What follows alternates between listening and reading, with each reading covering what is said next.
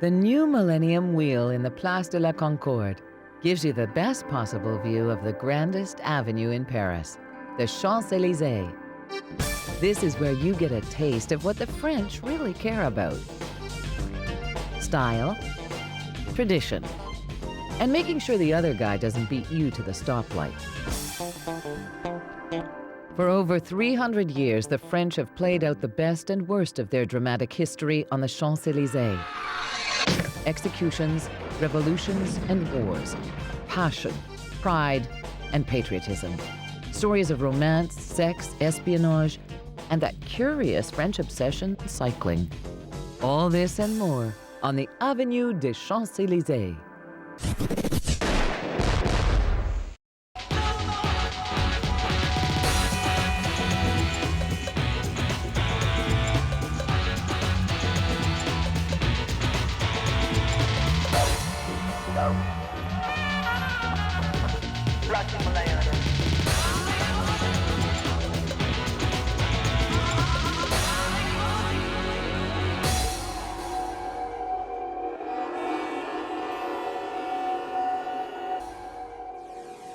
The Champs-Elysées begins at the Place de la Concorde and runs westwards for just over a mile, ending at the monumental Arc de Triomphe. Every year, 2 million people from all over the world throng to the Champs-Elysées to shop in its hundreds of stores, to work in its 5,000 offices, to watch movies on its 50 screens, or to relax in its famous cafes. With 10 lanes for traffic and extra-wide sidewalks, this is a massive modern street. But in the 17th century, it was just an overgrown, marshy walkway. And even by 1800, there were only 6 buildings. But then the road became a paved carriageway. Streetlights went up, and more gracious residences were built. Soon the avenue and surrounding area became a very desirable location. By the end of the 19th century, it was home to the seriously wealthy, who could afford every extravagance. In 1910, a certain Monsieur Santos Dumont caused quite a stir when he parked his private aeroplane outside his house at number 150. Today, so many of these old buildings are alive with history. At number 68 Champs-Elysées, you can buy your perfume at Guerlain, the oldest perfume shop in Paris. Guerlain, 5 generations of perfume manufacturers going back to the 19th century.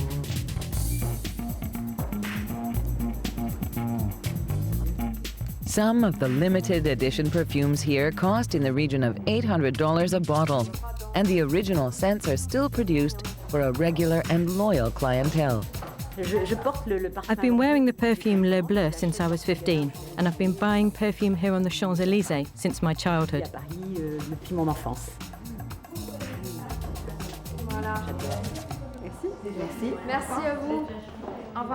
At the lower end of the Champs-Elysées, you can lunch at Le Doyen.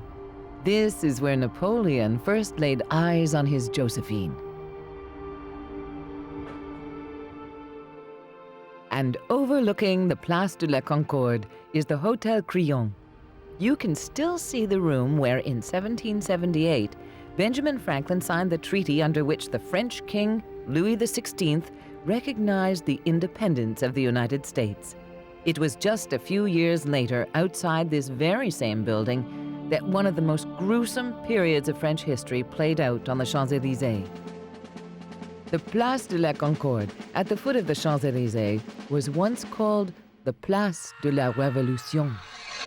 Monsieur Jacques Lenoble is one of Paris's nearly 15,000 taxi drivers, and the Place de la Concorde is a regular destination. In fact, during the Revolution, this was where the guillotine was. Thousands of people were executed here. 300 years ago, thousands of heads rolled from the guillotine's blade. Crowds of angry peasants and poor Parisians rose up against the wealthy monarchy and nobles, demanding a republic for France. They would gather on the Place de la Révolution and watch the executions. The focus of this popular hatred was King Louis XVI and his queen, Marie Antoinette, who was particularly loathed for her extravagance and her rumored sexual appetites. She was referred to as the Austrian whore and was rumored to have had many affairs in her apartment here on the Place de la Concorde. Over there, in front of us now, is the old apartment of Marie Antoinette. It's now a government ministry. In 1793, the king and queen finally met their grisly ends. Marie Antoinette was guillotined within sight of her apartment on the Place. Louis too was taken to the guillotine under heavy guard. He pleaded his innocence to the crowd, but his cries were cut off by the executioner's drum roll. He was strapped down and the rope pulled to release the blade.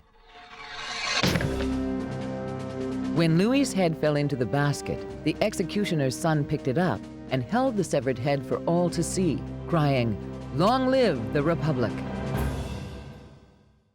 Ever since the Revolution, the Champs-Elysées has provided a symbolic focus for France's national events.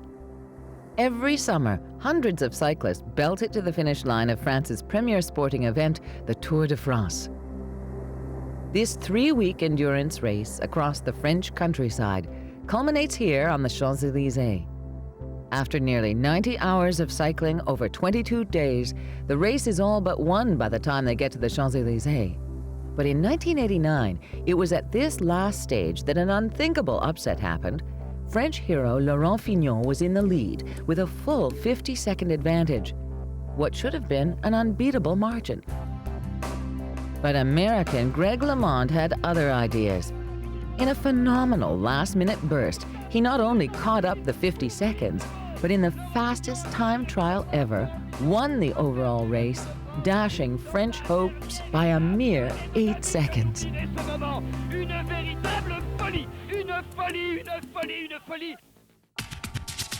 The French like their Champs-Elysées to look elegant at all times.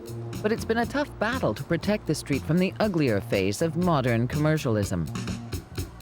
Even in 1936, a dress shop called Rosamund, which stood here at number 38, caused an outcry by selling dresses far too cheaply for the Champs-Elysées. A more modern case is that of McDonald's, who were forced to replace their traditional big yellow M with a more subtle version to go with its Café Society style.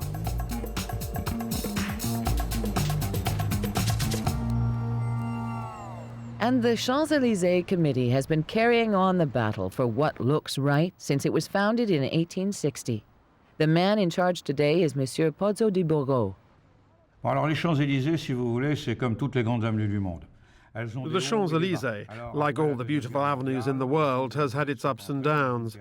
After the Second World War, there was some difficult times when the rules about advertising, parking and aesthetics were not properly observed. Then, in the 1900s, there was a huge project to make the Champs-Élysées elegant again. On a entrepris les grands travaux des Champs-Élysées. It was an $84 million facelift, which included widening the sidewalks to make space for the 80,000 people an hour who like to promenade on the Champs-Élysées.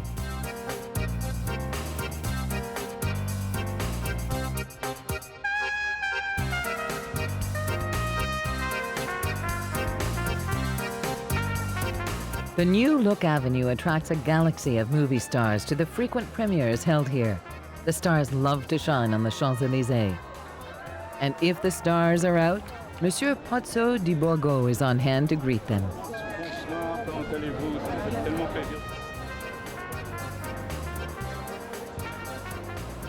Although the rich and famous used to live here, now 350,000 people come here just to work, because nearly all the buildings are shops and offices.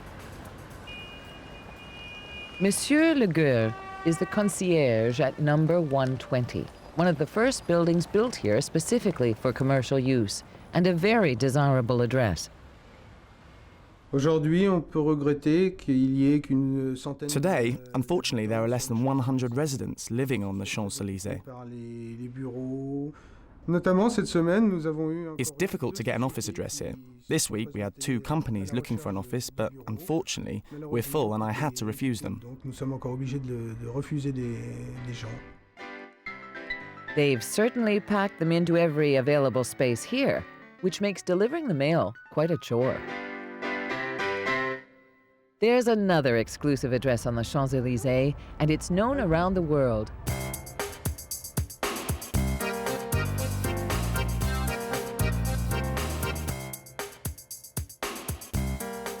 Paris is, of course, the home of high fashion, and one of the oldest Parisian fashion houses is the House of Carvin. Edouard Achour is the chief designer there. Madame Carvin was the first French woman to have a fashion house here, together with Madame Chanel. In 1945, she opened her fashion house on the Champs-Elysées.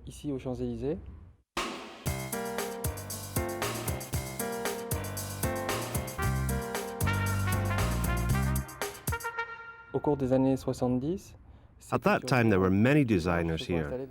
And in the 70s, they all moved to Avenue Montaigne, but Madame Carvin remained at her address on the Champs-Elysées. Now they all want to come back here, but she's been here for more than 50 years.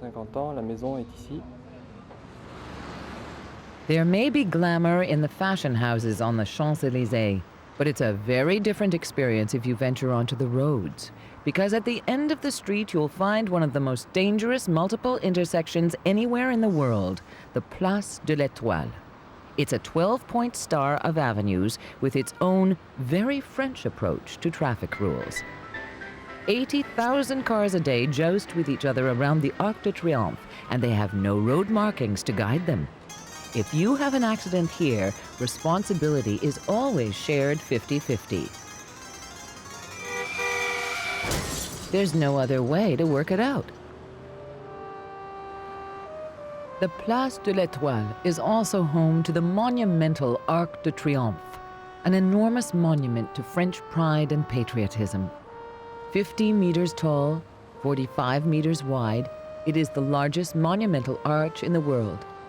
It is home to the tomb of the unknown soldier. Monsieur Richet is a veteran of the Second World War. An anonymous French soldier was recovered from the battlefields.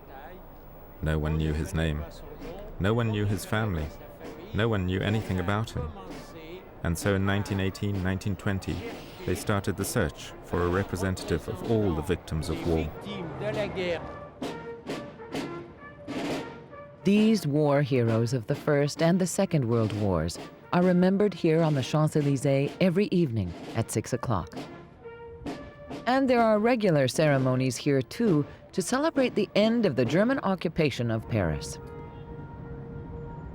From June 1940 to August 1944, the Nazis had military control of Paris. All street signs were in German. Curfews dominated life, and swastikas flew from the buildings. But the French resistance movement mobilized huge sections of the city, and the fight for the liberation of Paris took to the streets.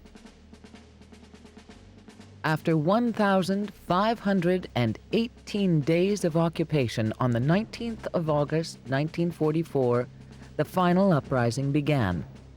Barricades were set up, and the French Free Forces launched an insurrection.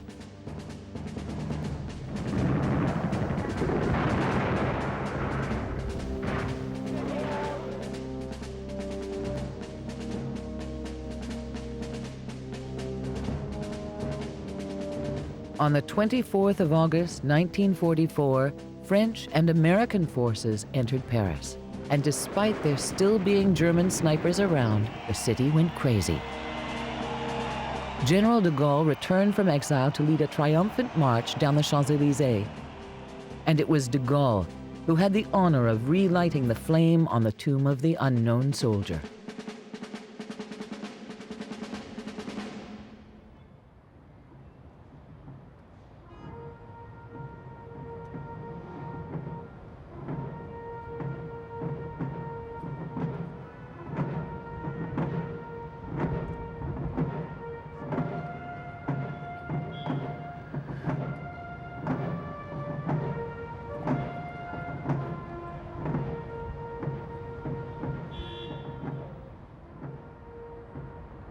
De Gaulle was still in power when Parisians took to the Champs-Elysées again in 1968.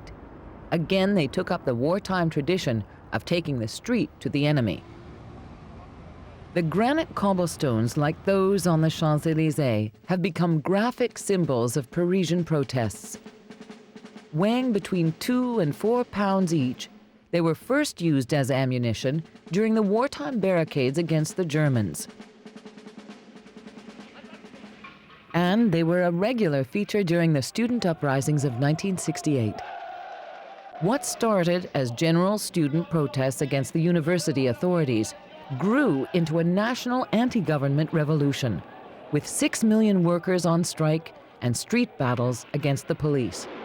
The confrontations with the police were violent, from both sides. On the 30th of May, a desperate de Gaulle put out a radio call at 4:30 in the afternoon, calling on Parisians to rally against the strikes. Within 90 minutes, the Champs-Elysées was seething. 1 million people crowded into the street to say no to continued strikes, and they effectively saved the government from collapse. The Champs-Elysées is also known for its spontaneous celebrations. When France won the 1998 Football World Cup, 3 million people gathered in the Champs-Elysées for the biggest street party in town.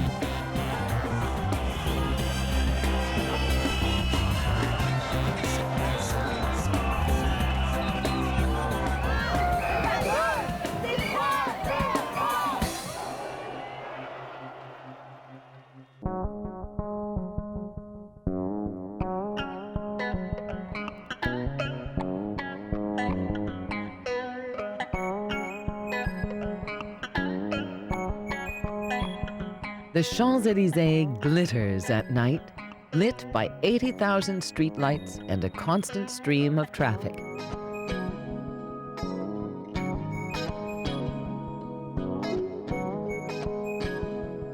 As the shops close, the bars and nightclubs come alive.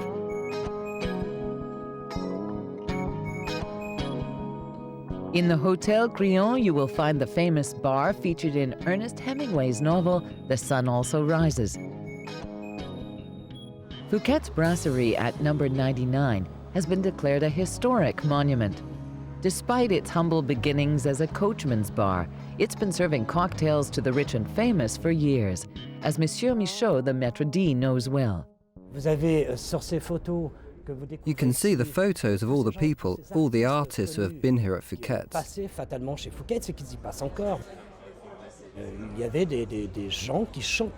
Singers used to sing on the Champs-Élysées outside Fouquet's. One day an unknown singer sang with a sublime, unbelievable voice. An impresario was at Fouquet's and he discovered this voice and turned it into an international star. It was Edith Piaf.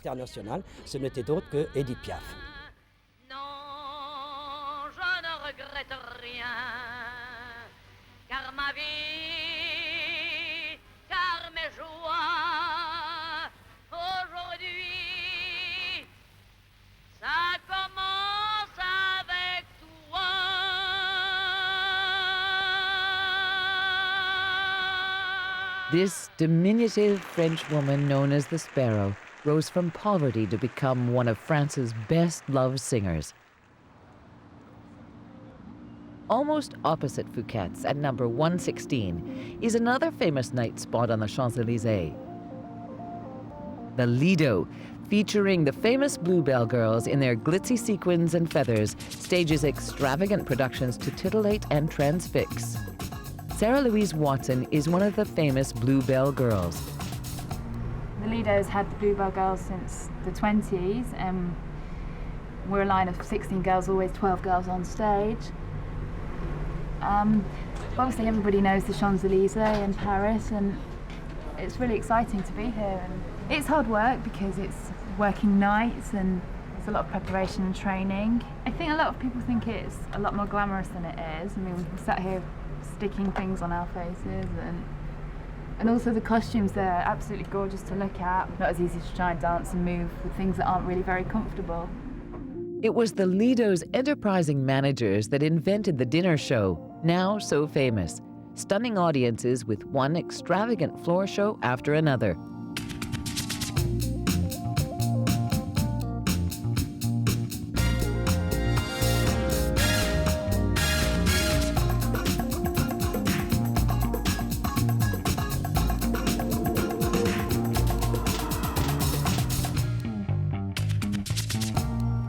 Showgirls have always been a part of the nightlife here, but there was one showgirl who revealed far too much. Mata Hari, exotic dancer of the Seven Veils, seduced audiences in the theaters of the Champs-Elysées in the early 1900s. But it was not her near-nude dancing that shocked French society. When her looks faded and she needed an alternative income, she used her connections to betray France in World War I. She turned to seducing soldiers and then sold their pillow talk to the German enemy. When Mata Hari became a spy for Germany, her code name was H21. Her treachery was finally discovered, and she was arrested in the Élysée Palace Hotel on the Champs-Elysées, and later executed by firing squad.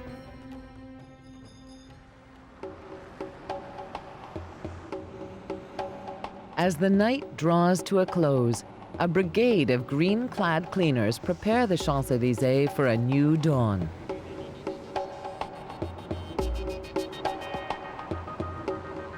Apart from the litter, more than a ton of chewing gum is scraped off these sidewalks every year. It takes a determined team to keep the Champs-Elysées in shape. An epic street with a wealth of stories, the Champs-Elysées will always attract the crowds, whether for its history, its glamour, or its national celebrations. Whether to discover its stories or simply to get a taste of France, people will always come to the Champs-Elysées.